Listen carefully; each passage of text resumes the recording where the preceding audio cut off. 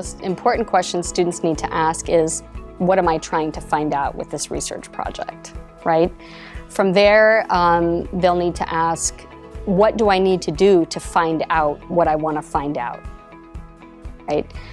If it's a field-based project, they need to identify who they're going to interview, right? What's their population? If it's a research topic, what kind of sources do I need to consult, right? Where do I need to go to find out what I'm trying to find out with the project?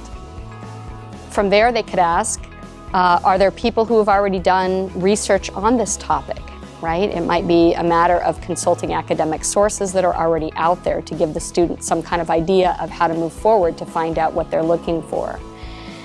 What kind of methods should I use? That's also important to know, especially if it's a field-based project. Do I need to do interviews? Do I need to do focus groups? How do I move forward to try to find out what I'm looking for? Is it secondary sources? Will I be delving into primary sources?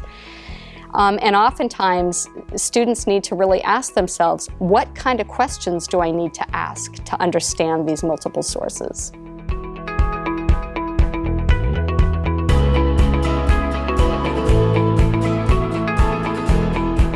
We are all positioned subjects, meaning that based on our gender, based on our life experience, based on our class identity, our racial or ethnic identity, we all have different experiences of the world.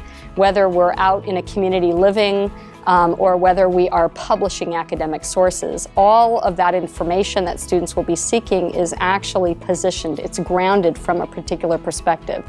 So looking at multiple sources, exploring multiple sources is going to allow those students to really piece together different parts of the puzzle and to understand what they're trying to do in their research project.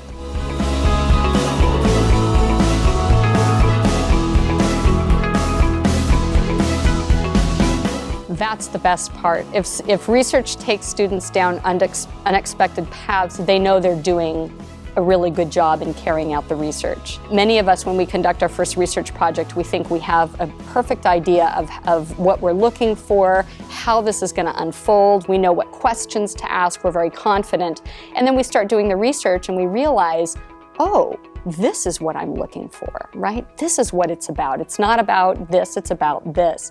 And I think that students need to be encouraged, right? And they need to be told that it's a good thing to explore. And it's perfectly fine if halfway through their research project they realize that they're really doing another research project.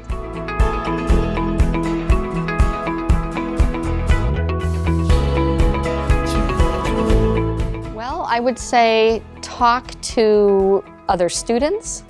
I would say find a time to meet with your professor, someone who's taught a lot, have worked with students, or even a librarian, but seek some help in doing that. And sometimes I find that if students talk out their research goals, that it's much easier for them to decide, right, or to understand what it is that they're actually doing. Sometimes talking it out is helpful.